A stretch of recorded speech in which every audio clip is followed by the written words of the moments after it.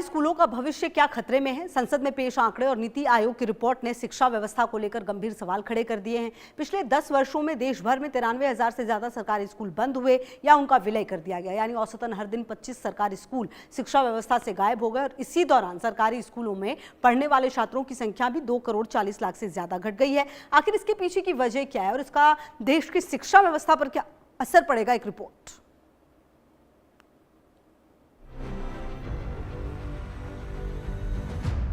भारत में सरकारी स्कूलों की संख्या लगातार घट रही है।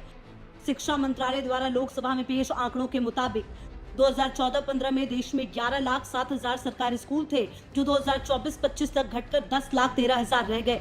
यानी एक दशक में 93,000 से ज्यादा सरकारी स्कूल बंद हुए या दूसरे स्कूलों में विलय कर दिए गए। इसका मतलब है कि पिछले 10 वर्षों में औसतन हर दिन 25 सरकारी स्कूल बंद या मर्ज हुए। स्कूल बंद होने का सबसे बड़ा दौर 2014-15 से 2019-20 के बीच देखा गया, जब करीब 74,500 स्कूल बंद या मर्ज किए गए। इसके बाद 2020-21 से 2024-25 के बीच करीब 18,700 स्कूल शिक्षा व्यवस्था से बाहर हो गए। शिक्षा मंत्रालय का कहना है कि इन स्कूलों को कम छात्र संख्या, ग्रामीण इलाकों में शहरों की ओर पलायन और स्कूल रैशनलाइजेशन नीति के तहत पास के स्कूलों में मिला दिया गया, ताकि शिक्षकों और संसाधनों का बेहतर उपयोग हो सके।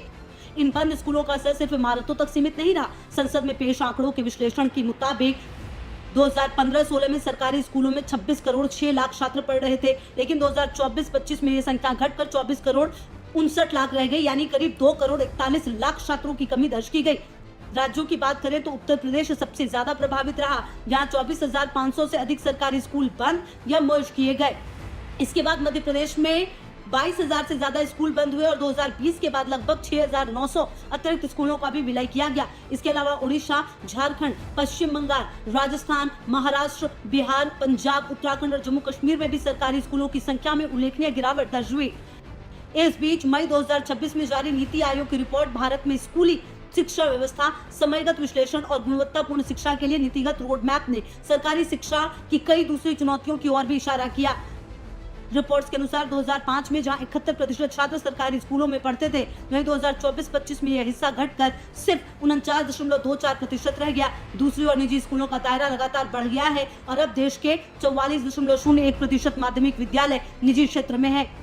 रिपोर्ट में यह भी सामने आया कि देश में 1,04,000 से ज्यादा स्कूल ऐसे हैं जहां केवल एक शिक्षक है, यानी देश के 7% में से अधिक स्कूल आज भी एक ही शिक्षक के भरोसे चल रहा है। वहीं बिहार में प्राथमिक स्तर पर 2,08,000 से ज्यादा शिक्षकों के पद खाली हैं। इतना ही नहीं, शिक्षकों के कार्य दिवस की लगभग 14% समय चुनाव, जनगणना और सर्वे जैसे गैर शैक्षणिक कार्यों में चला जाता है।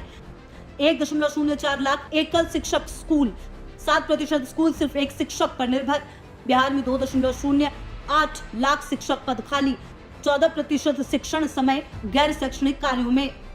नीति आयोग ने समाधान के तौर पर सुझाव दिया कि देश को छोटे छोटे अलग अलग प्राथमिक स्कूलों के बजाय कंपोजिट स्कूल मॉडल अपनाना चाहिए, जहां पहली से 12वीं तक की पढ़ाई एक ही परिसर में हो। विशेषज्ञों का मानना है सरकारी स्कूलों की घटती संख्या, निजी स्कूलों की बढ़ती हिस्सेदारी शिक्षा में आर्थिक असमानता को और बढ़ा सकती है। ऐसे परिवार जो निजी स्कूलों की फीस वहन नहीं कर सकते, उनके सामने गुणवत्तापूर्ण शिक्षा तक पहुंच का संकट और गहरा रहा है। हर दिन 25 सरकारी स्कूलों का बंद होना और दूसरे स्कूलों में समाहित होना सिर्फ एक प्रशासनिक फैसला नहीं, बल्कि देश की शिक्षा व्यवस्था में हो रहे बड़े बदलाव का संकेत है। अब ये चुनौती है कि संसाधनों का बेहतर उपयोग करते हुए हर बच्चे तक एक गुणवत्तापूर्ण और सुलभ शिक्षा कैसे पहुंचाई जाए। यही आने वाले वर्षों में भारत की शिक्षा नीति की सबसे बड़ी परीक्षा होगी। Bureau report, India news.